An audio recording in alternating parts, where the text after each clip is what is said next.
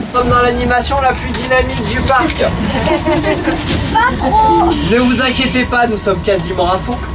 Nous allons rouler entre 8 et 10 km/h à bord de ce véhicule qui est totalement électrique. Nous sommes guidés par GPS avec une précision de 2 à 3 cm. Et donc normalement, si tout va bien, on ne devrait pas sortir de la route.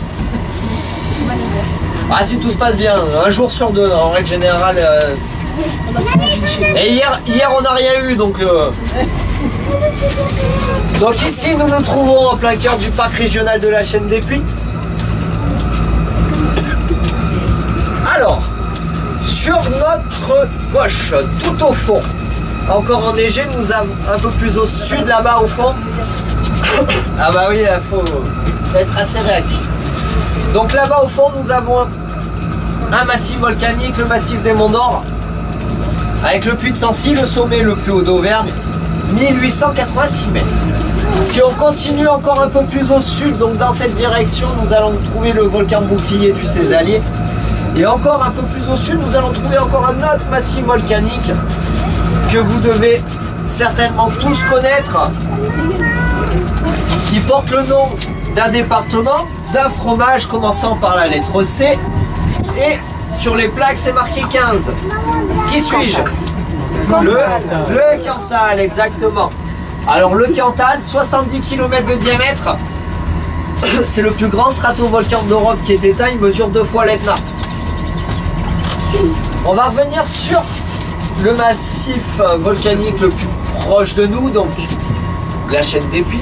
Savez-vous combien il y a de volcans sur la Chaîne des Puys?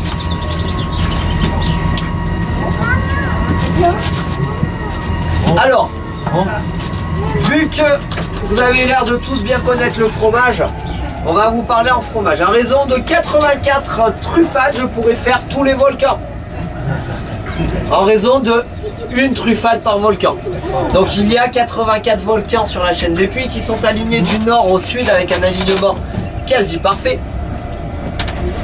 Sur 35 km de long et 7 km de large.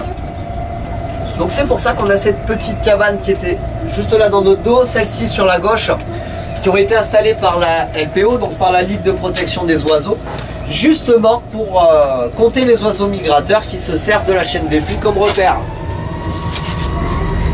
Alors cette Chaîne des Puys, il n'y a pas si longtemps que ça, elle était considérée comme des terrils laissés par les Gallo-Romains. Est-ce que vous savez en quelle année nous avons découvert que ceux qui nous entouraient étaient des volcans? Allez, je vous donne un choix de réponse. 14e siècle, 16e siècle et 18e. 18e. Super. T'as bien révisé toi, dis-moi? Non. Non? J'en ai gardé non plus. Ah. En plus, je pas. Alors c'est bientôt le 18e siècle, alors c'est en 1751. Grâce au minéralogiste et géologue monsieur Jean-Étienne Guettard. En se promenant dans la région, notamment dans la ville de Rion, dans la ville de Clermont, dans la ville de Moulins, il a vu énormément de pierres volcaniques au niveau des édifices. Comme par exemple la cathédrale de Clermont. À force de recherche, il s'est rendu justement juste à côté de la ville de Volvic, à la carrière de la Nugère, et et après, à force de recherche, justement, il en est venu à la conclusion que ceux qui nous entouraient ici étaient des volcans. Particularité également de la Chaîne des Puys, on va pouvoir retrouver tous les types de volcans du monde réunis sur la Chaîne des Puys. Par exemple, le cas du lac Pavin, le plus jeune volcan de la Chaîne des Puys, 6700 ans.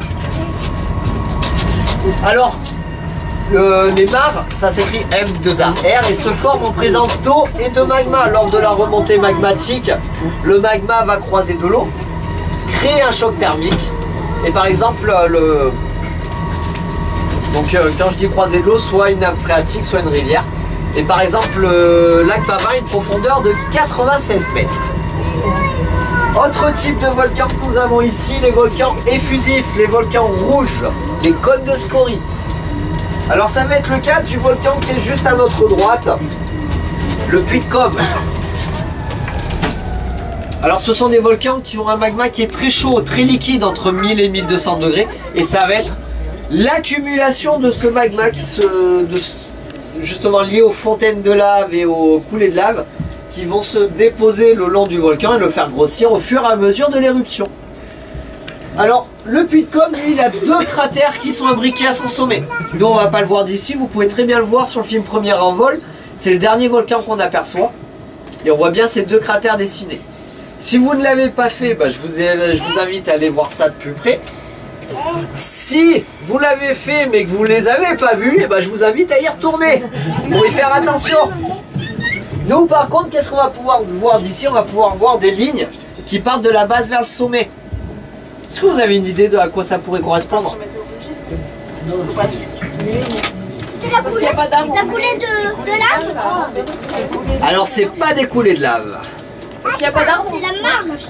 Alors ce sont tout simplement des parcelles de terrain qui sont dessinées. 90% de la chaîne des puits est privée. Sur ce volcan, il y a un peu plus de 150 propriétaires. Exclusivement utilisés pour du bois de chauffage. Et ça date du Moyen-Âge. À cette époque, on ne savait pas que c'était des volcans. Et il fallait exploiter les terres, tout simplement. Et du coup, c'est resté. Donc je sais pas, peut-être en rentrant, si l'envie vous prend, peut-être essayer de regarder sur le bon coin s'il n'y a pas des morceaux de volcan à vendre. Non. Je sais pas, j'ai pas encore fait l'essai. Un autre volcan effusif, un très connu, qui est toujours sur notre droite, il fait un triangle à son sommet là-bas au fond. Je sais pas si tout le monde le voit, le Pariou. Oui, Alors, particularité du Pariou, très connu, c'est l'emblème des eaux de Volvic. Dernier type de volcan que nous avons en Auvergne, les dômes explosifs. Le plus connu étant le puits de Dôme, très facile à reconnaître avec cette grande antenne, 1465 mètres de hauteur. Alors l'antenne que l'on a, c'est une antenne météorologique. On a aussi une antenne de télécommunication, on a une station météorologique à son sommet et aussi les vestiges du temple de Mercure qui est en pleine restauration là-haut. Alors eux ont un magma un peu plus froid, un peu plus pâteux, entre 700 et 900 degrés quand même. Pour faire cuire les chamallows, ça va très vite. Donc, en fin d'éruption, le magma a du mal à se dégazer, se dégaze lentement et crée un bouchon, crée un dôme en surface. C'est pour ça qu'on a des volcans avec des dômes et des volcans avec des cratères. Pour en savoir plus aussi sur cette chaîne des puits, vous avez une exposition qui se situe juste derrière nous dans notre dos, que vous avez à faire à côté de l'espace de jeu, la maison Pitoufeu, liée justement au patrimoine mondial de l'UNESCO et la chaîne des puits, car depuis l'année dernière elle est inscrite au patrimoine mondial de l'UNESCO. Et c'est une chaîne qui est monogénique, c'est-à-dire que chaque volcan a eu une seule éruption, n'en aura qu'une seule. Donc vu qu'il y a encore de l'activité volcanique ici en Auvergne, s'il y a une nouvelle éruption, il y aura donc un nouveau quoi, messieurs, dames? Volcan. Ah, un nouveau volcan, mais il n'y a qu'une seule personne qui suit. Voilà. Alors quand je vous parlais de pierre volcanique, c'est celle-ci. C'est la même pierre que le cône. Hein. Donc le cône, lui, est assez clair parce qu'il a une quinzaine d'années. La cathédrale est bien plus foncée car cette pierre noircit avec le temps. Et la cathédrale, un peu plus de 400 ans.